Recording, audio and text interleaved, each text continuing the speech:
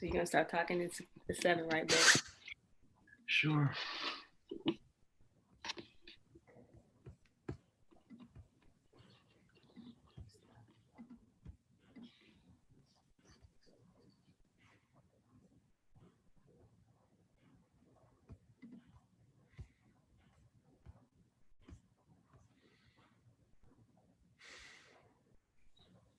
Hello, and once again, welcome to Tuesday Night Table Talks. We are Sherman Bradley. And Sadell Bradley. And we come to you tonight on behalf of the Warehouse and our family of Facebook friends who are out there watching. And this evening, we have a special guest, Mr. Mike Moroski. And he is coming on behalf, I've been knowing Mike for some years. He's been in a variety of different capacities since I first met him down in OTR. Mm-hmm. But he's coming to us today on behalf of Cincinnati Public School Board, the board. And there's a lot going on. And so we've got a really short window of time. And so we're just going to dive right in. So did you want to share a little bit about the bio first before Mike gives his 2 minutes? Well, right now, Mike is an elected member of the Cincinnati Public Schools Board of Education. He is the Policy and Partnership Manager at Cradle Cincinnati. Most recently, you might have heard on his Facebook page that he has walked all 52 neighborhoods. So he is down for Cincinnati. He is a public servant. He is our friend, and we are so glad to have you. And we wanted to give you the opportunity to have an opening statement. Things are crazy right now.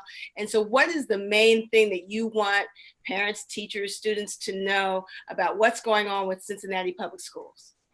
Thank you all, Sherman and Sadell, for having me on. This is great. Thanks to Victoria, who's down behind the scenes making everything happen. These things don't happen by magic, so thanks, Victoria.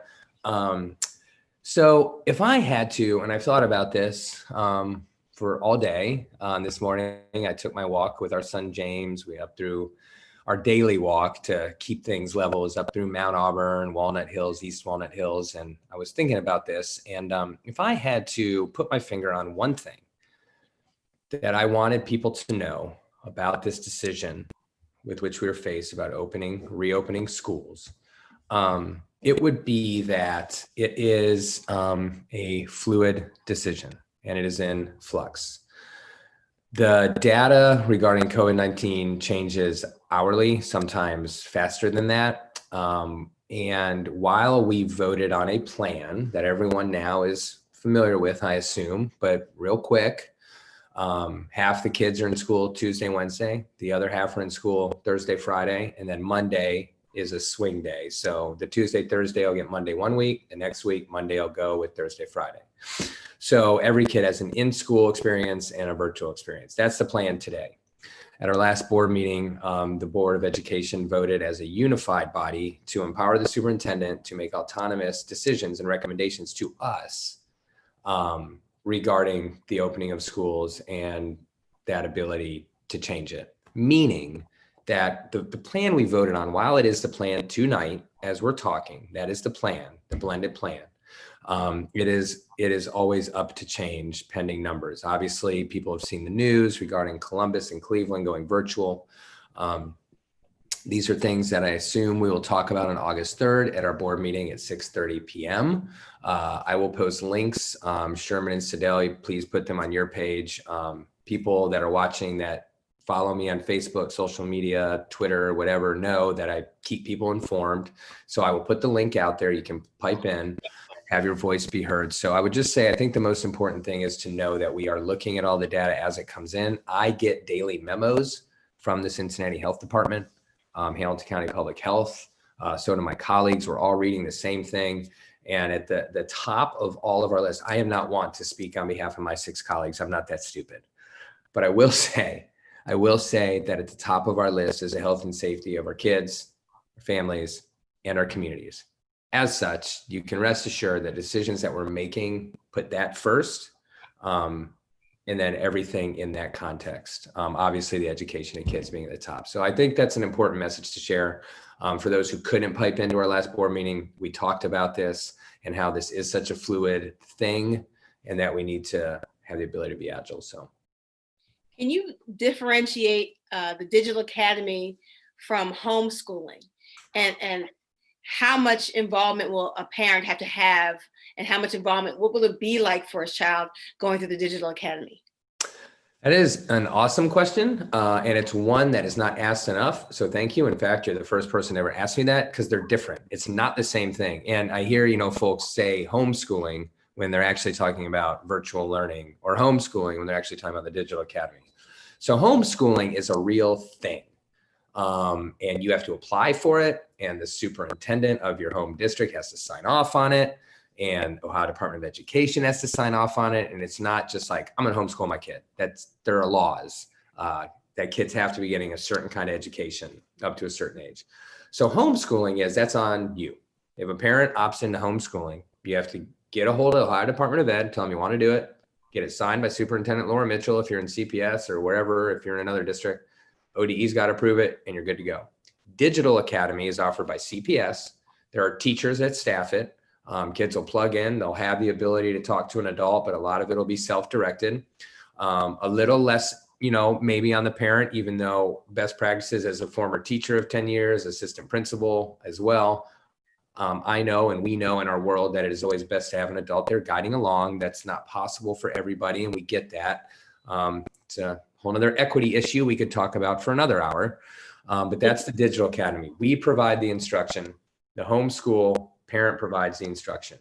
When we say virtual, we're talking about the kids that'll be in the blended model I already described. On the days they're home, that will largely be self-directed. Not ideal. None of this is ideal. You don't need to hear me say that. Everybody watching this already knows. So that's the difference between homeschool and digital. Notably, and then I'll stop, if you choose homeschool or digital for this school year, you will be guaranteed of maintaining your place in your school for 1 year. So say you're at Hughes High School, say you're at Sands Montessori, say you're at Withrow, say you're at Carson, wherever you are, if you choose one of those two options, you will save your spot in that school for a year. If you go to a Catholic school, a charter school, another district, you will rescind, you'll give up your seat at your school. Now, how do IEPs or IHPs or ISPs work inside a digital academy? So the same way that they would in a brick and mortar school, but virtually. And so notably, the only educational law provision, statute, et cetera, that the governor and the state legislature did not amend during COVID-19, during quarantine, was the IEP. It's the only one. There are concessions for graduation, concessions for grades, concessions for this and that, reading guarantee, the whole nine. No concessions for IEPs, which is great. So the way we rounded out the school year, everybody had to figure out real quick how to continue the ball rolling. We did an all right job. We could have done better. Those of you who know me out there know I'll be the first to admit when we can do better. We could have done better, and we know that.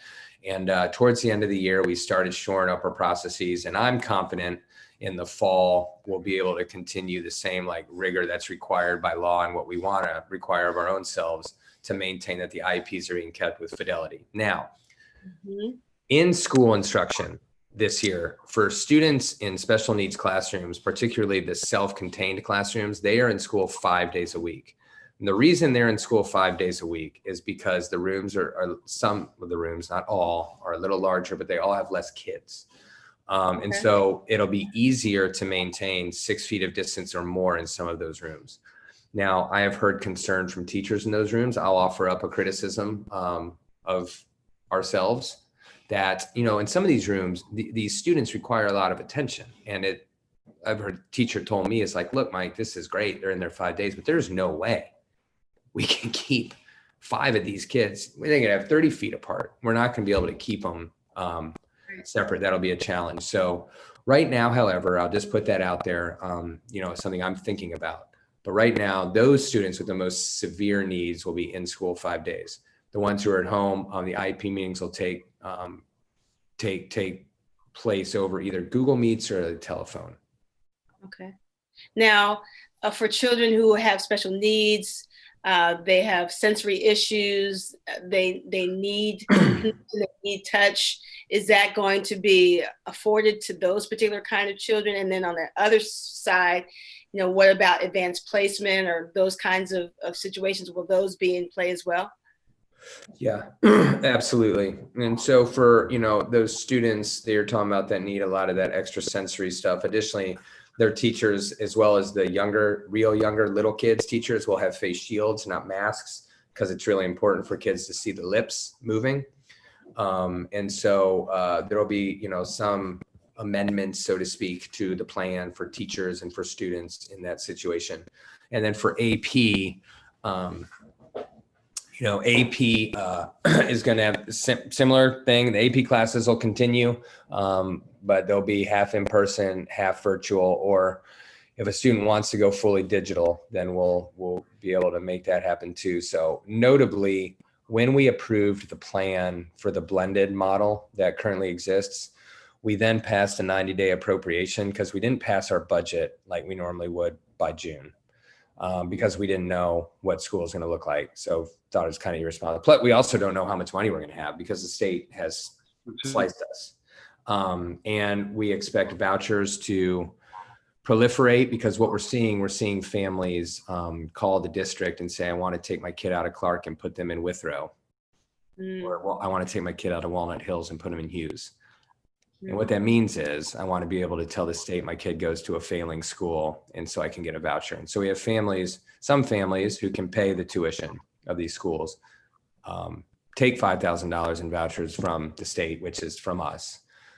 Because since all of our high schools are magnet high schools, somebody who lives in Hyde Park could say, I want my kid to go to Western Hills just so they can take the voucher and send them to St. X or Ursula or whatever the case may be. That's just a little plug for how messy our system is. That's happening too. So we have to figure out, we don't know how much money we're going to have necessarily. We have a good idea. We already knew we were operating at a deficit or had to find $33 million. This I think is germane. So I'll make it quick though. We had to find $33 million before COVID. Then we got cut $8.7 million for the rest of May and all of June. We have to find anywhere from 35 to 50 some million in COVID related expenses. I won't bore you. Get the picture is bleak. It is bleak. And so we passed this 90-day appropriation to get us to September. When we did that and allocated resources, et cetera, to the plan, the blended plan, we also simultaneously pumped resources to our virtual and digital offerings so that we will be better prepared for whether it's special needs, whether it's AP, whether it's everybody in the middle and all over. We will be prepared to A, go fully virtual if and when we have to close schools, or B, start the year fully virtual if something changes between now and then. Wow. So COVID-19, we have to deal with the potential for a positive test. What is going to happen when a student tests positive? Or a teacher. Then when a teacher tests positive? So the plan, the way it stands, and I would direct folks to the website. It's a long plan, but of course we're closed to school, quarantine, but the challenge becomes, if the student has a sibling in another school and a sibling in another school. And this is where you get the snowball effect of then you're closing schools, who knows how frequently, until you can get back in. So close them for a few days, deep clean, get everyone back in. It happened in a case of my son's childcare where there was somebody who was in contact with someone with COVID. So not even had COVID. And it was someone who hadn't even been in the facility, but I'm very grateful. Our son is in the greatest childcare in Evanston in the world, my highly biased and professional opinion. And they closed, boom, immediately. Deep clean everything. It was about 2 days and then everyone was back. So it would be something similar to that. And I think that, I don't know if you said if or when, but I mean, the fact is it's going to be when this happens. I mean, baseball lasted about a week, Right. I was just thinking that. Mm-hmm. You congregate. We live in a country that is not hardwired to care about their neighbor. That's correct. And this is so, yeah. But I'm proud to say, I'm the chair of the policy committee of the district, and I'm proud to say that we have developed a mask policy. that my colleagues will get to see and talk about on August 3rd. So that's something else to tune into. So we, in the policy committee, which is normally like the place where all the boring wonks go. Nobody usually is paying attention to my policy committee. I like policy, but usually it's kind of makes people go crazy. But right now, these policies matter. I've got a family member going back to a Catholic school. They're not requiring anyone wear masks. Nobody. And so we'll do our best to make these things enforceable too, I guess is my point. So there's another question in this regard. What about testing the HVAC systems, the air quality? Are there specialists going to be brought in on a regular basis? And then what's the protocol if something occurs? Yeah. Is it again shutting down for a couple of days, deep cleaning everything? But yeah, does that alter the days when you're talking about the entire HVAC system? Because how do you actually pinpoint where it is? So this is above my pay grade, but I'm going to tell you. So our Robin Brandon, our director of facilities, gave us a presentation at our last board meeting about this.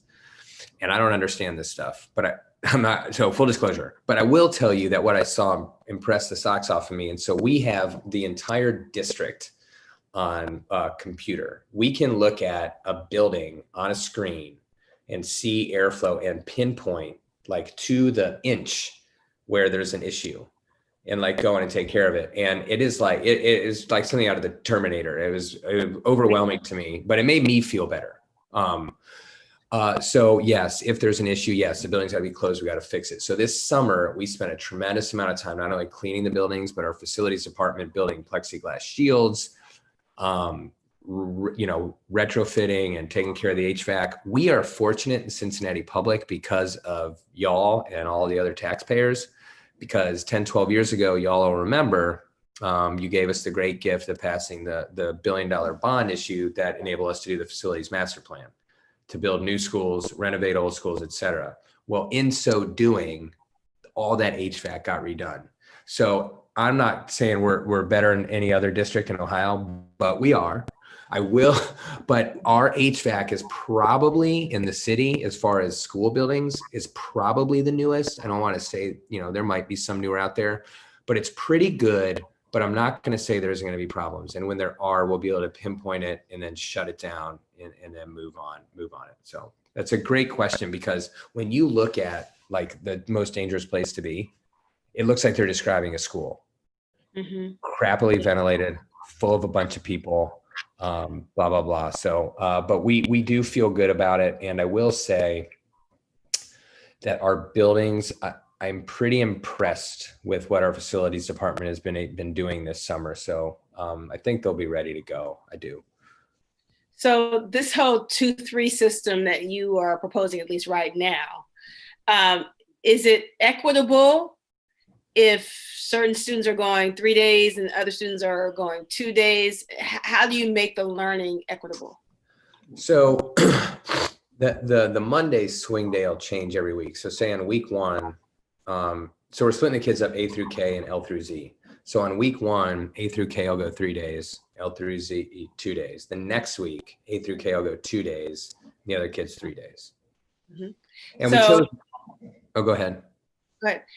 I was just wondering, the vast majority, 60 or 70% of the students are in poverty, and their parents will have difficulty juggling with that kind of schedule.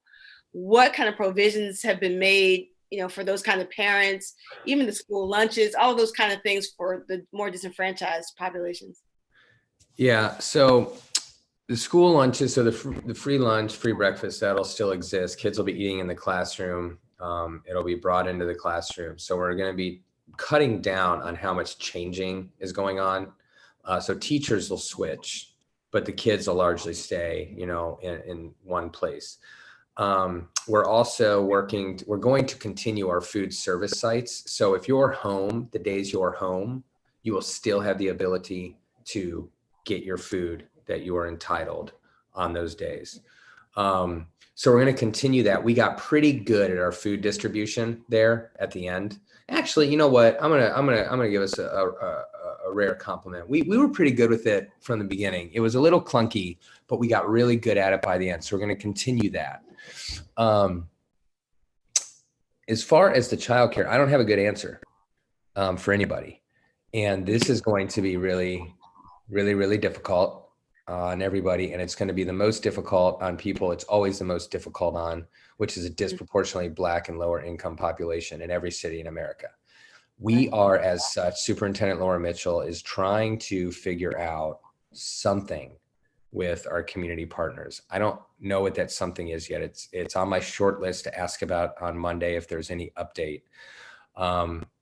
You know, we have no illusion about the fact that this childcare is going to be traumatic for a lot of people.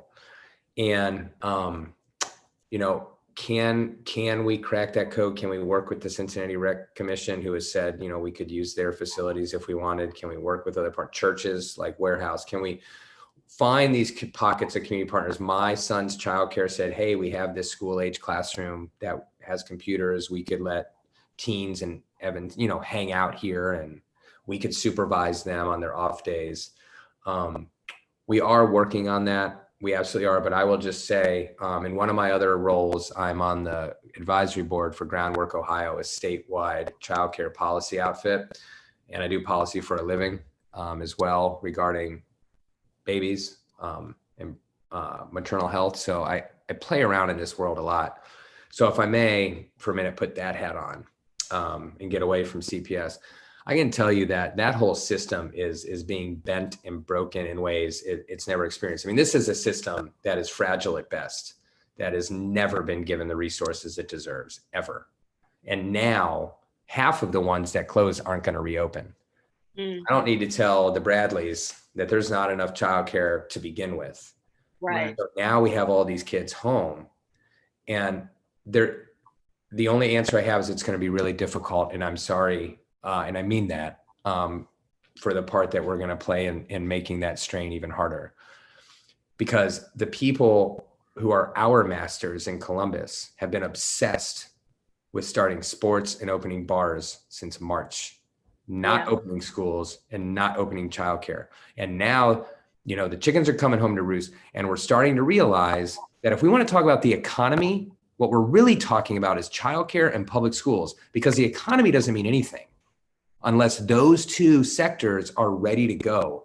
And again, I am not one to defer blame. The Bradleys know me well enough to know I will take an arrow and a punch. I'm not blaming Columbus, but I am saying that this is we need their help. And they did say today, the governor said today, that the child care facilities can accept their full ratio of kids again if they want. If they don't, they can stay at their COVID numbers. But in my head, and I've advocated and I've talked about this, and I don't know that it'll go anywhere. We have this pandemic provision for childcare license, but like there needs to be another provision. There needs to be some ability for our friends down the block who want to open up a childcare to open one. Now I know I'm not that dumb. I've been in this world 20 years. It's not that easy, but like there's not enough. There's not, right. And it's going to disproportionately impact people who always get disproportionately impacted. And I wish I had a better answer. So this brings me to my favorite part of CPS, because I spent 3 years with CPS, and that's Head Start, the babies. You're in the same vein. How are you going to manage in-house these babies who will never stay 6 feet apart from one another, not to mention just all the other challenges that come with that age bracket? So, and I'm glad you brought that up. That's another, so in addition to the kids in the self-contained classrooms, high special needs, preschool and Head Start kids will also be there 5 days. So we are, and the reason we feel we can do that, you're not wrong. I'm not going to say you're wrong, because you're not.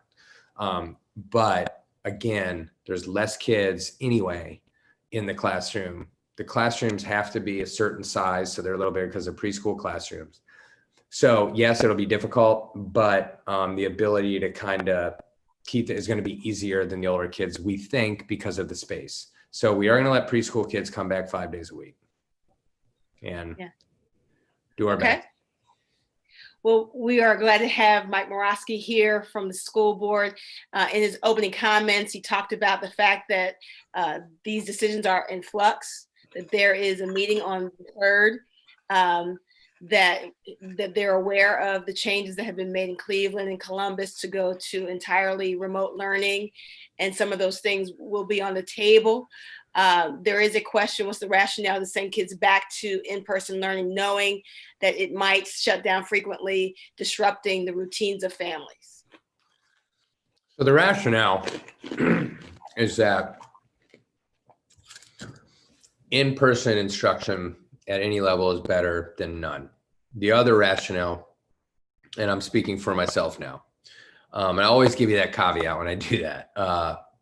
The other rationale is that while we are not a childcare facility, I personally believe that we occupy the same sandbox, and CPS is a big player in that sandbox, especially when it comes to kids. We're the biggest when it comes to kids. And there is a certain amount of responsibility that I feel to be good neighbors and to try to help families out. So while the number one criteria is education for me and for the board, there is that piece about being good neighbors. I will say, because I haven't said it yet, I said it in our last board meeting publicly, and I've said it publicly since. I do have reservations about opening.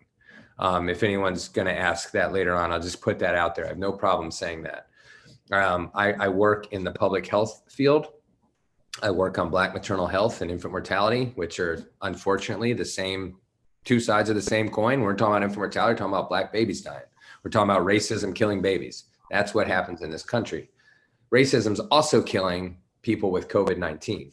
Yeah. I say all of that to paint this picture. It is hard for me as a public health policy professional that gets briefed on what I get briefed on and talk with the people in Columbus I talk to then have on my other hat of the schools and feel good about having a conversation about sending people back. So that's just my opinion. That's where I stand today, so that everybody knows. I've said it publicly, so I don't mind saying it here.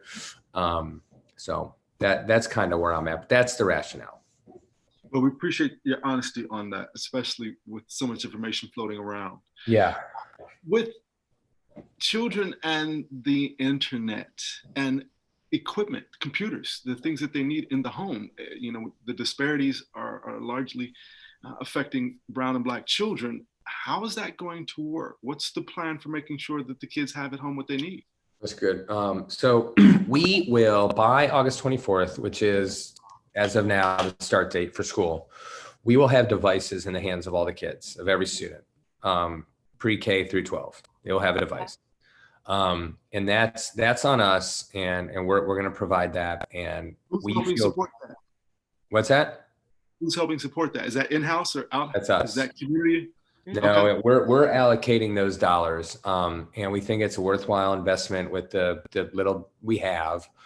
And so we feel confident in saying that kids will have those by the start of the school year because we're solely in control of it. The second piece is the Wi-Fi.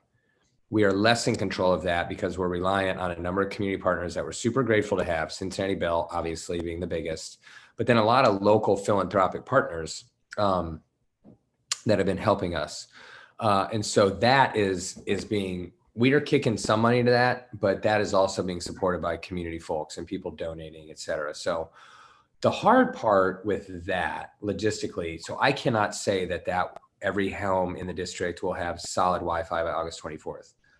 There's a million reasons for that, but the biggest one is there's so many moving parts. So a family needs to contact us, then we contact the Bell, then they contact the family, they set up the time. You get my point. So yeah. We feel good about saying that families will have their device on start date and that everybody will have their access to the internet by sometime in September. So again, not ideal, but not bad. I don't, it's something. So they'll have it. Now I have, however, been having conversations, this is related, about what will the quality of that Wi-Fi be? And so that's something I intend to also, again, be bringing up, like, is this the same Wi-Fi that I have? I have pretty good Wi-Fi because I'm on this dang thing all day. Right. I was before. now it's all day plus. So, but yeah, we're taking care of that, and we're grateful for local philanthropy and people donating. So we'll get it done. I have a couple of questions. If people have multiple children and they go to different schools, will you all make sure that the children are going to school on the exact same days, even if they're going to different schools? You know, how does the parent work that out? And then the second question is, if people are speaking a different language, how have you worked out their education? It's great. I'm going to start with the second one. Yeah, so that was an area that we learned a lot in the fall. We learned a lot about the ESL, kids speaking a second language. We're prepared to do a better job with that in the fall. We have professionals that's their sole job. And so we'll also have translators, say, for the IEP piece, because there's a lot of learning gaps that are going on when a family will come here. And then also, quite frankly, there's a lot of trauma. And so that impacts a kid's ability to learn, and so could manifest itself in an IEP of some kind. And so going through those IEP process, you're going to need a translator. So we've teed this up. We're ready to go with that. Again, we learned a lot in the spring, but then to your point about the families, yes, they will be in school the same day, even if family members in the same household have a different last name. So you might have a family member last name B, family member last name X. I don't know if it'd be X. That just came to me. No, it's not a comment, but either way, whatever. We will ensure that they're in school the same day. There was a question about the teachers and staff having to have mandatory COVID testing by August 14th, and what happens if the testing does not come through by that time. What's the rationale behind the testing, and what happens if you haven't gotten the results by then? I need to follow up on the last piece. If you haven't gotten the results, I don't know the answer to that. So I can find that out. The rationale is, and I understand, I've seen a lot of commentary about this on social media, and I understand, and I feel the invasion of privacy piece, and I feel how can you ask this? I do feel that. Our rationale is that we want to take every single precaution that we can if we are going to go to in-person instruction. I understand and I hear the criticism of, well, I could not have it the day I get tested. I can get it the next day. Or I could take the test, not get the results for a month because America has done a terrible job managing this. And what does that mean? Do I not go to school then for a month? I hear that. So these are things we have to work out and own. And so I'm going to take that on right now. I can't answer the last piece, but I will say that the rationale is we're going to do everything we can to a fault to just cover all the bases. And if we can prevent one sickness, then we will. But again, if I may, this is what has led my brain to being sort of firmly aligned with, I don't know that we should go back, because if we're talking about preventing even one sickness or God forbid death, the best way to do that is to not be there. But then, and I could do this from now until midnight, because this is what happens when you start doing this. This is the most difficult decision I've ever been afforded the opportunity to make. You get one answer, you get 16 more questions that come with it. Exactly. Because then you put everybody home. Then what the hell do all these people do with their kids all day? Exactly. And what do we talk about when we talk about the racial disparity in education? Yes. And we talk about these suburban districts that are going to they're already here. How far ahead are they going to be? And the thing that gives me nightmares is I think about, because I'm not going to get out of education, poverty alleviation, community work. Like Sherman said, I've done a bunch of different kinds of things, but that's kind of where it's always winded up. I don't want to be in a place when I'm 60 talking about the COVID effect and this whole generation of kids that is even further behind. And so I'll stop because I can feel myself starting to go there. But like, that's the thing when I think about saying everyone stay home, that's where my head goes. Even though that's where in my heart, I feel is probably the safest. And so anyway. It is tough. There's another question that says, how will the district be addressing the unique needs of Montessori schools? That is a good question. I love Montessori so much. I didn't go to Montessori, but I dig it so much. I feel like if I had gone to Montessori, I wouldn't have almost gotten kicked out of high school twice. I certainly wouldn't have gotten as much trouble in grade school. Anyway, that's also going to be really hard, especially if it's virtual. If it's fully virtual, I can't look at whoever this person is, and I'm looking at you right now. I'm looking at you. Because I want to look you in the eye, but I can't, and tell you that we can't. If it's fully virtual, I don't know how you can, and I'm not going to give you a BS answer. What I can say is I know our Montessori schools, I know the teachers in our Montessori schools, and I know they're going to do their best job. One of my colleagues' child goes to Montessori school, and all he can do is talk about how awesome everybody is. And so I know the teachers are going to do their best. But I also know, learning a thing or two about the Montessori pedagogy and method, that it's going to be really, really hard. I won't say impossible, but it's going to be really, really hard to deliver it with fidelity. So, yeah. So now you have a group of administrators and teachers and board members collaborating on these decisions. What are you hearing in terms of teachers feeling ill-equipped to handle kind of disease protocols? Saying, what happens if I can't get a student to wear their mask, or, I don't really have any kind of, EMT kind of professional experience. And now on top of teaching and on top of, all the kind of caregiving that I have to do, now I have to also follow disease protocols. That's just too much. What's going on with that? Yeah, I hear that, and I feel that. And so back to the best way that I can be helpful and that we can be helpful as a board. But again, I would never, speak on behalf of the board, is create policies that are enforceable. Our role as a governing body is to do that. Our role is to create contexts in which teachers can maximize the true potential of their classroom. At least that's my opinion. When I was a teacher, I used to always say that my job was to create a context in which my students could maximize their true potential. I take that same ethos to my governing role.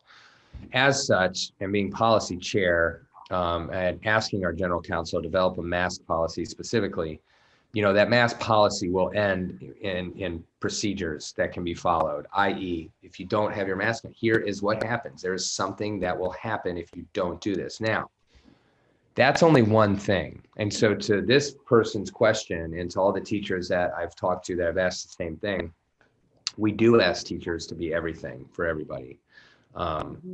And I was one for 10 years. I was not a teacher in CPS because I wasn't good enough, because only the best teachers go to CPS. But we will have strict guidelines and we will provide the materials. I also hear the fear from teachers that we're going to ask all of this and that they're going to have to buy it all. That I also feel is a very real fear. Why wouldn't you think that if that's what you've known for everything else? I can tell you that I can tell you that we will provide all the materials you need to keep everything safe and orderly in your classrooms. And that, again, it's incumbent upon us to create those policies and procedures that can actually be enforced by teachers, so that they're not just out there, right, on the front lines, which is what I hear when I hear their fear, that they're out there on the front line with no ability to enforce anything. So we'll give you the materials that you need. We'll also give you the power and the ability to enforce it. So now last month we were hearing that because of the budget cuts, you were going to cut 700 or so employees. Are those employees going to be teachers' aides, or what? Will the teachers have even less assistance than they would normally have in this new situation? So the original number for the blended model was 726. When we voted last, week and a half ago, we voted to cut 14. So we got it down to 14.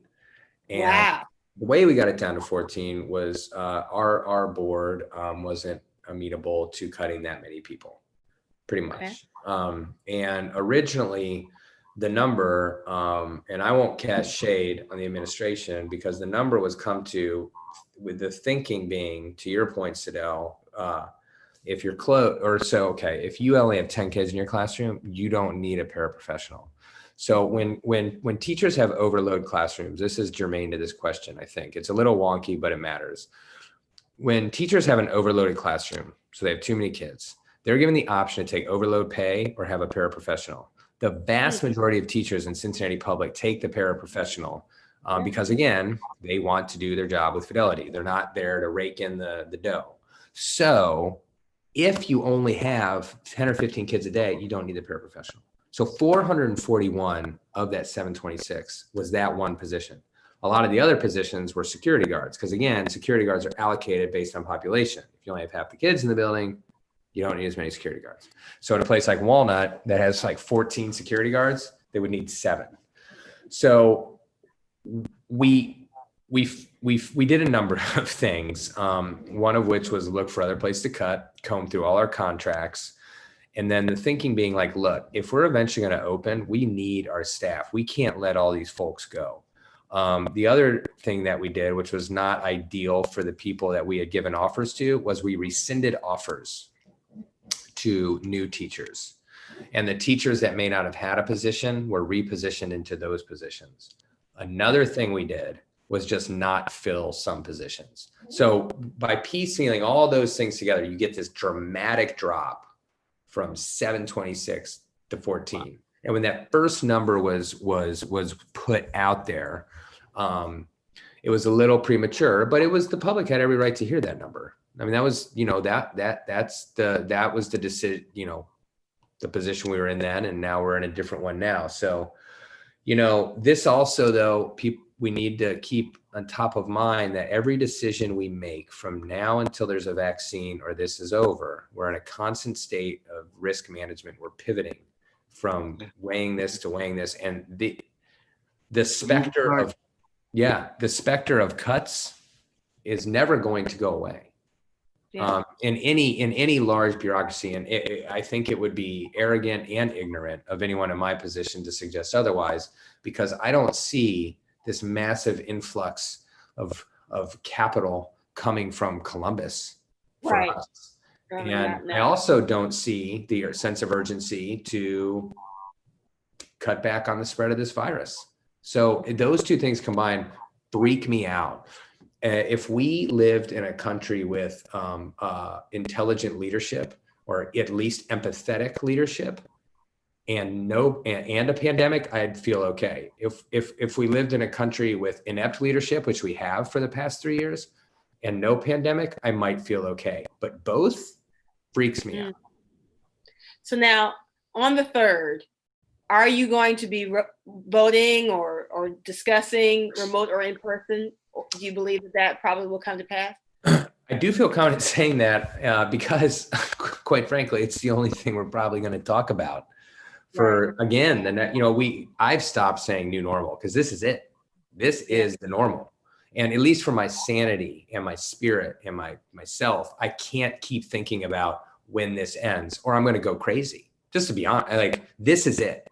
And so this is Sadell, this is the conversation forever until it's not. So now high schools, one person says, I haven't heard anything about teachers moving and kids staying static in their classrooms. There's too many classes at the high school level and students are not being placed in cohorts. So is there a plan in high schools for the students to stay stationary and for the teachers to move around? Yes. Yes, but that's not I don't see, and so I need to ask this question better of the administration, to be honest, because I don't see, having taught high school, I don't see how that's possible, because the kids they're all tracked differently, and kids have different classes. And so I don't see how. I think it'll be, we will be able to minimize that traveling around for sure. But I don't see how that's possible, like 100%. So. Yeah, that makes sense. Yeah. I've wondered myself. There's another question regarding preschool. There's a teacher who's stating that some of the classrooms are not big enough, and some of them are having too many children in them already for the size of the class. That on top of the fact that we've already mentioned you're not keeping them 6 feet apart from one another. How is that really going to be managed adequately? As far as the classrooms that are not big enough. Yeah, especially for the numbers of kids that have typically been in them right now. So, there's conversation of repurposing other rooms in the buildings to have some of those kids be there. I would also encourage this person to reach out to me. Anyone here can reach out to me at Mike Moroski at Gmail. My name at Gmail. With a concern or a question. The superintendent is taking all of our questions, any board member questions every day. And then once a week, we're getting responses because there's so many. It's just, we're trying not to overburden Laura. In that specific school, if it's not possible to maintain the 6 feet of distance, then we need to figure something else out because this teacher is going to know best, not me. So I'm not going to sit here and try to pretend I do. I do know we've talked about repurposing other rooms in buildings, but rooms are also at a premium right now, especially in this time. So, if we go back, we're going to have to figure that out in the spaces that are too small, for sure. Someone asked if some districts are delaying start dates. Is it possible for us to delay until everyone has Wi-Fi for sure? Is a delay possible? So I think that's a good question. That's why I'm pausing. And it's something that I'll put down on my notes to ask, which I will do right now on my notes. It's a good question because my initial gut is to say, hold on, delay.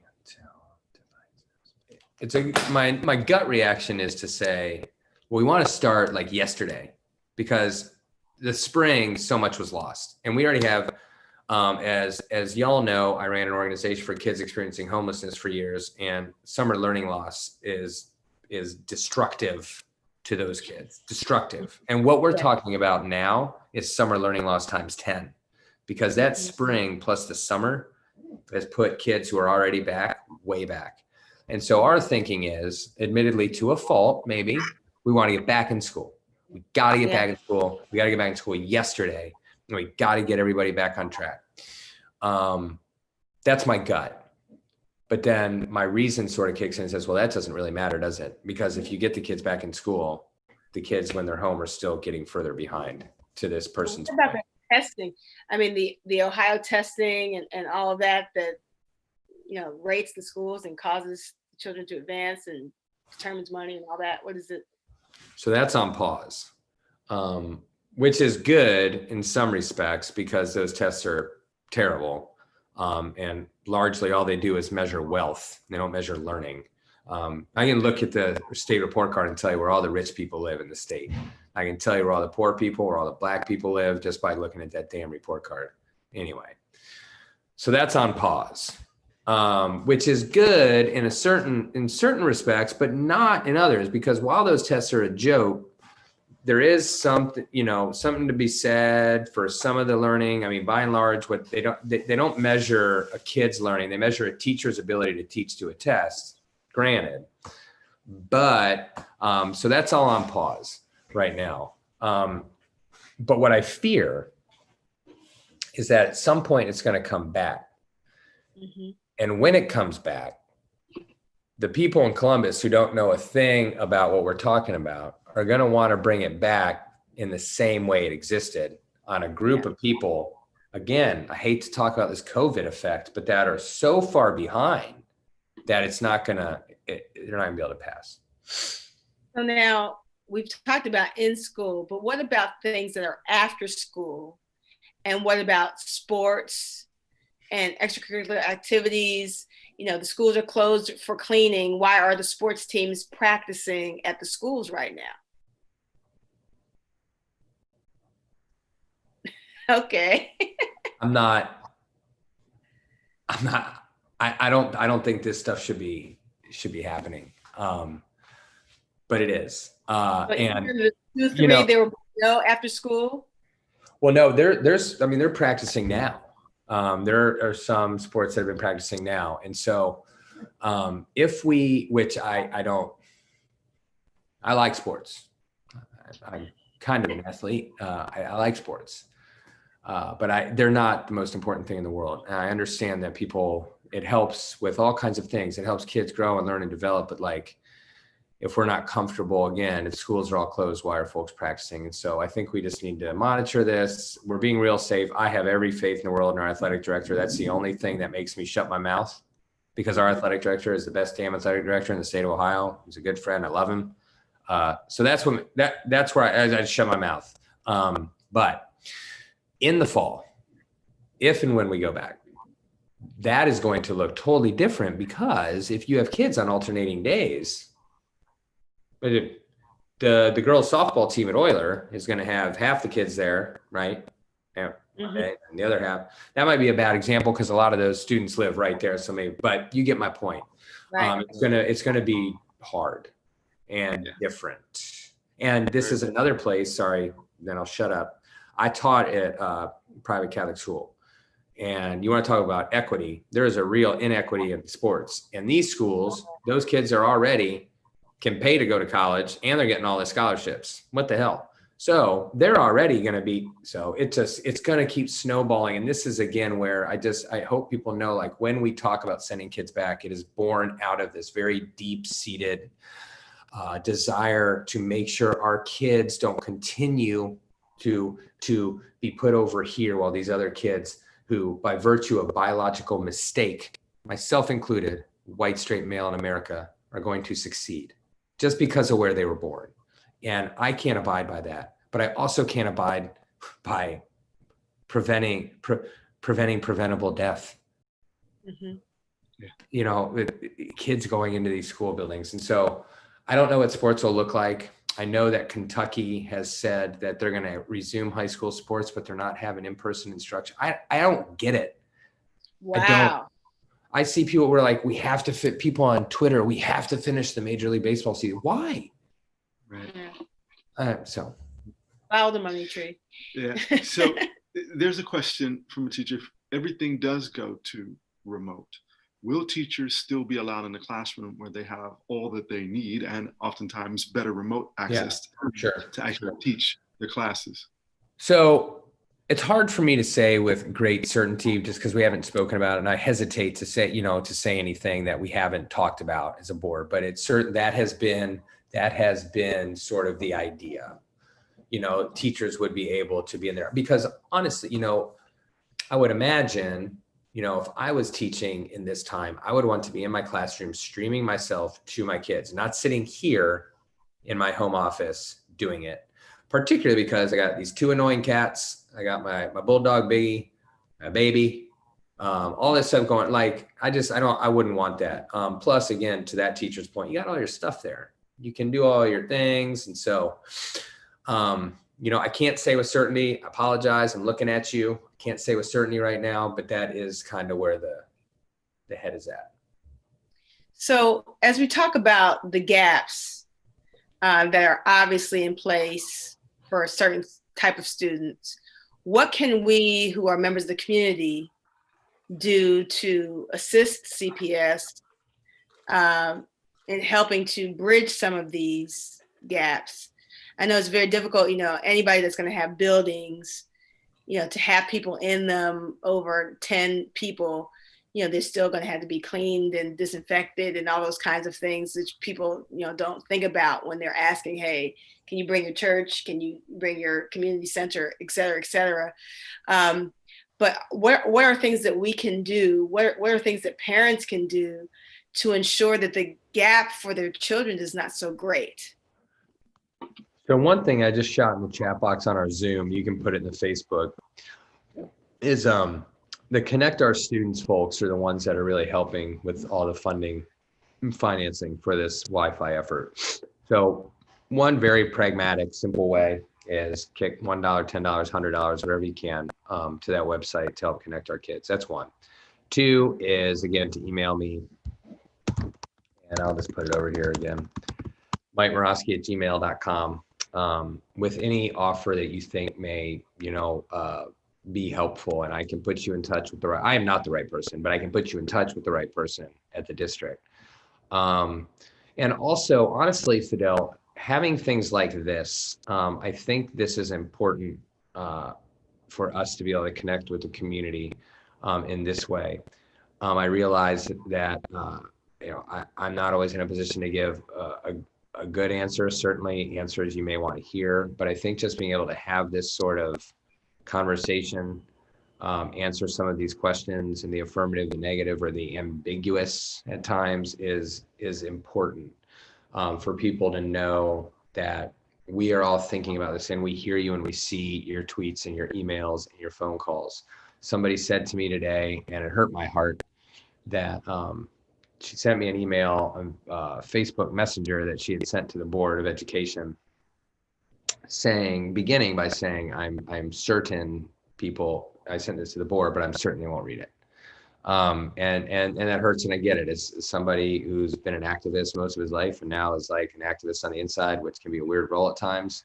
I get that, but I can tell you we are, and we hear it, and we don't want anyone to get sick. So A, check out Connect Our Students. B, email me with ideas, offers, anything you want to talk about. And then C, continue providing these. And if, I'm sure some of my other colleagues might be interested in doing it too, because again, this is not going to, this fear and ambiguity, and I'm sorry if that sounds negative, is not going away when the school year starts, whether it's virtual or otherwise, because we are going to continue living in this sort of paradigm. And as such, it's more important than ever, I think, for decision makers to be able to talk to people. Here's my closing thought. And you've started talking about the COVID-19 effect, which is a really interesting way of putting this. You've already seen what's happened with students for the first several months of this, where they lost out on the 3 months of schooling. What has been the COVID-19 effect thus far? What are your concerns about what it will be in the future? And give us, a final thought about what kinds of ways that we can stave it off if we can. Are children already behind? I think there are two, and it's going to be hard to, this is just kind of what I predict and what I think based on my experience, my career, my education, etc. Spending a lot of time in the community.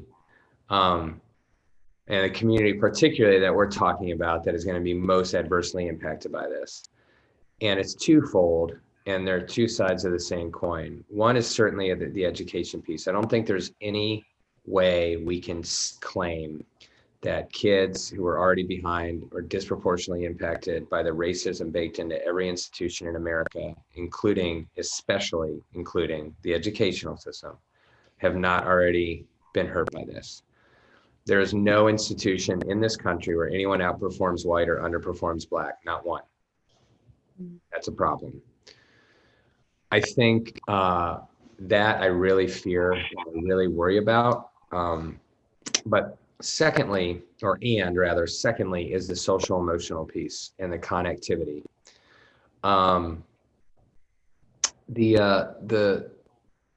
connectivity to peers, to adults, etc. There are kids in this community where the safest place they feel is in our buildings. I had a student tell me in tears at Gamble Montessori when I went there to listen to their concerns about metal detectors that we put in. And through tears, this teenage boy told me that he feels safer at Gamble than he did anywhere else in the city, and those metal detectors made him feel unsafe. That really kind of gave me something to think about. And so for some of our kids, this has been really hard because the people that love them the most are in those buildings. And they've been stuck somewhere that may not be ideal for a long time. And that is going to directly impact the first piece and then the second, and then the first, and then the second. And that's what I worry about. And, this is why the decision to go virtual it's real hard. So it's the decision to send folks back. And I am not saying that, like, please don't feel sorry for any of us. We're here. This is our duty to make this decision, and what we make, we have to stand on. But I do worry a great deal about those two things. Very good. Well, Mike, first, before we thank you, there's a thanks coming in over chat for you asking the tough questions and advocating for the safety of teachers and students. They're saying, we need you to keep it up. Our lives literally depend upon it. So there's a thank you coming in. We want to thank you because we're at 8 o'clock for coming in and answering with us these tough questions and sharing with the public. This has been tremendous. We are so appreciative. We may have to have you back. Man, I love you guys. Yeah. We just appreciate your time. Keep up the good work, man. Thanks, y'all. Appreciate you. All right. Peace. This has been another Tuesday Table Talks. Tuesday Table Talks. Sherman and Sadell, the warehouse. Join us again this Wednesday, tomorrow night, 7, and this Sunday at 10 a.m. on the Warehouse Church OTR, where